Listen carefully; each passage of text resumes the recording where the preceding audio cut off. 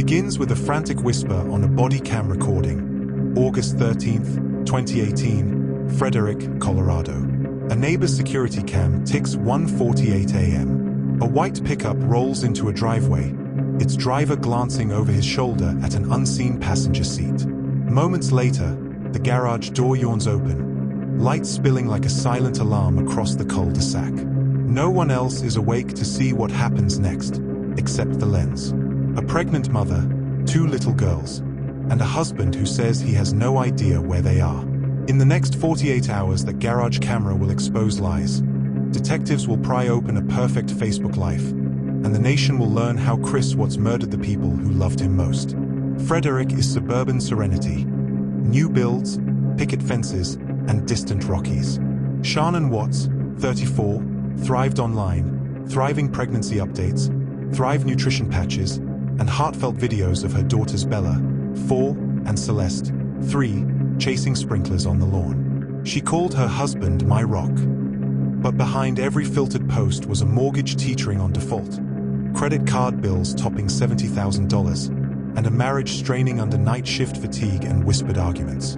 In June 2018, Shanann texted a friend, "He kissed me like nothing's wrong, but I feel him drifting." Chris, once shy and devoted, had a new gym body and, unknown to Shanann, a new lover, Nicole Kessinger, a co-worker who thought he was already separated. August 10th, Shanann flies to Arizona on a business trip, texting Chris, "I love you."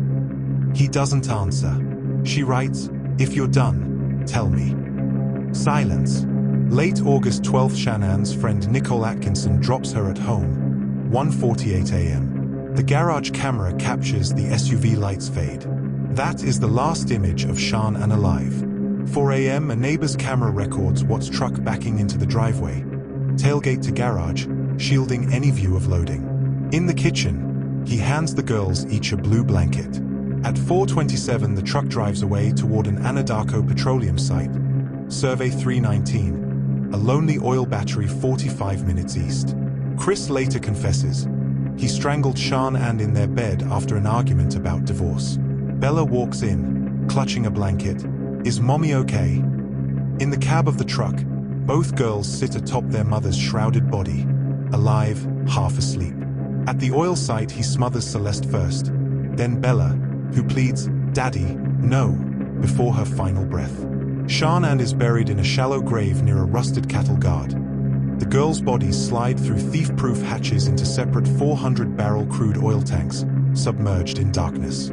Welfare check, Mon 13th, 1:40 p.m. Atkinson calls 911. Officer Coonrod finds Shanann's phone, purse, and prenatal vitamins inside. Chris arrives, hands on head, monotone, "I just want them back." That night, detectives note his lack of tears. A polygraph is scheduled. Kessinger, seeing news alerts, phones police.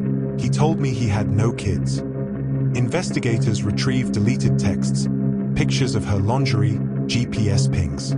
Polygraph, August 15th. Examiner Tammy Lee levels with him, "You did not pass." Chris asks to speak to his father.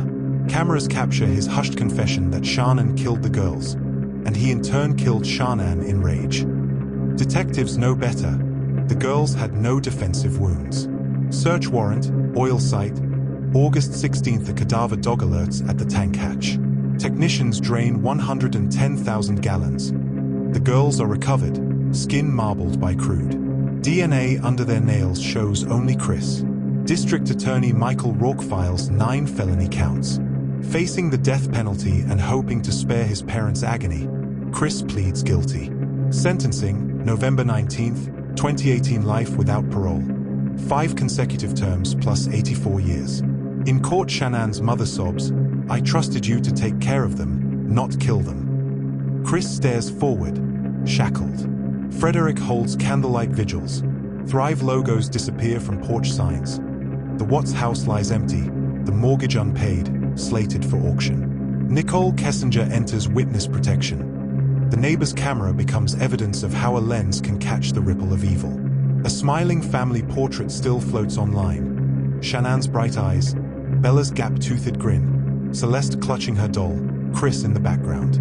The perfect frame. It reminds us that behind every filtered post can hide a storm, a secret, a silent scream at 4 a.m. And sometimes, the monsters we fear sleep in the same bed, kiss the same cheeks goodnight, and back a truck into a garage while the world keeps scrolling. If you were gripped by this true story of betrayal, blood, and secrets, hit subscribe to Crimes Uncoded. Leave a comment below. Do you think witness protection is still safe today? And remember, the truth doesn't always save you. Sometimes, it gets you killed.